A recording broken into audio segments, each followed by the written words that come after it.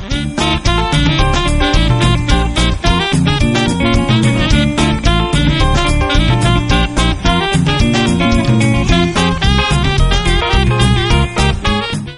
we are here at the Web TV with Seymour Hersh. Welcome.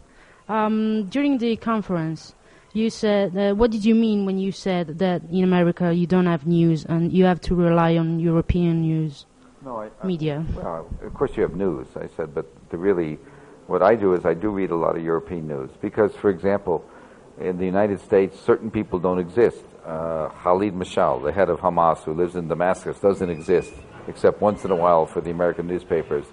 Hassan Nasrallah, the head of Hezbollah, who's probably the most influential leader in the Arab world.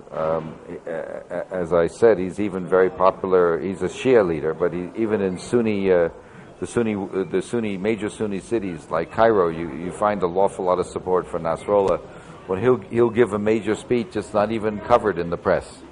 We don't even take note that he said something. Often during the Gaza war, he made some very important speeches, and so that way I have to go to. I do look for other media.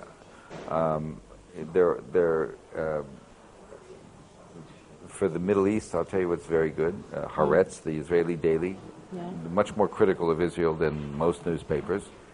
Der Spiegel is something I look at. I try and read the web pages. There are a bunch of Asian news. There are a bunch of Asian. I see some of the people here are from some of the Asian news services that do very good work. There's a terrific amount of very good work done in Asia, in Europe, that doesn't get reflected in the American press. That's what I meant. Right. What are the problems that you have to face when you have to carry out your in-depth investigations? Well, it's the same problem everybody has to face, is getting people who know what's going on inside to tell you the truth. It's not only getting them to talk, but to verify it. And so that's just the same. That's the same. My problem is no different than anybody else. Find people who know things that you want to know, who tell you. It's the same problem. And do you have a team working with you, or is it just you? No, I'm no team. I don't even have a. The New Yorker has an office in Washington, and my office is separate. Right. I just. You know, when you went to school as a little child, they used to mark boxes for your mother. Not only how you could read or write, but there's a box that said "plays well with others." They always used to say I did not play well with others, so I was always by myself.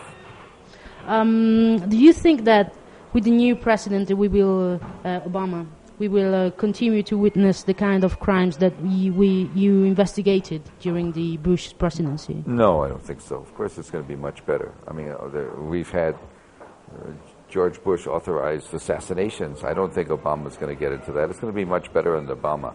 I do worry about the Afghanistan policy, but there's no question that Obama's an enormous change.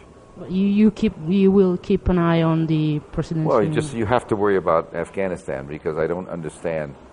I haven't been able. I'm not persuaded yet that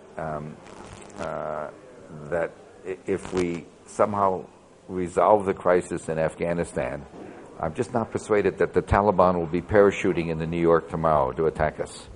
I just don't see the threat from the Taliban. And to what extent is the media responsible for the public opinion? To a tremendous extent. Are you kidding? When you work inside, I have friends that work inside the government. Right now, when Obama goes to London and the conference is a disaster, he doesn't get in his way. Most of the money that's put out there is being given through the IMF, which isn't very good for anybody, unless the IMF changes overnight.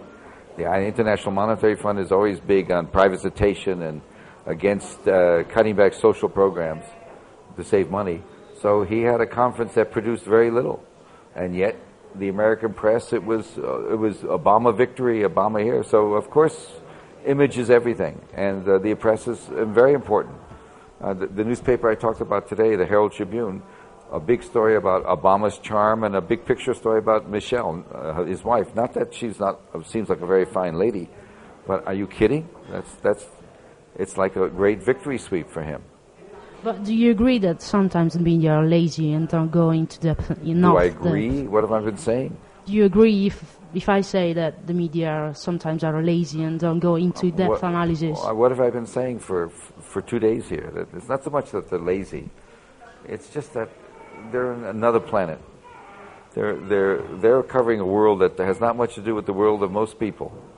You know, it's a world of image.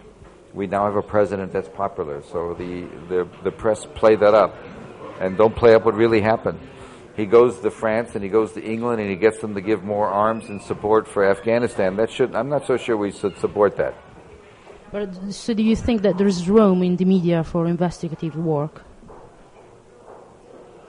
What do you think I think? What's your guess? I suppose yes, because you work as an investigative I think there's journalist. room in the media, yes. There's a lot of room. So what's your last advice to the young journalists? I have simple advice. I have 3 words of advice for young journalists. Read before you write. If you do enough work and really learn what's going on, that's great advice. Most reporters don't read before they write. If you read before you write, you'll be in a different world. Yeah. All right, thank you. You're welcome.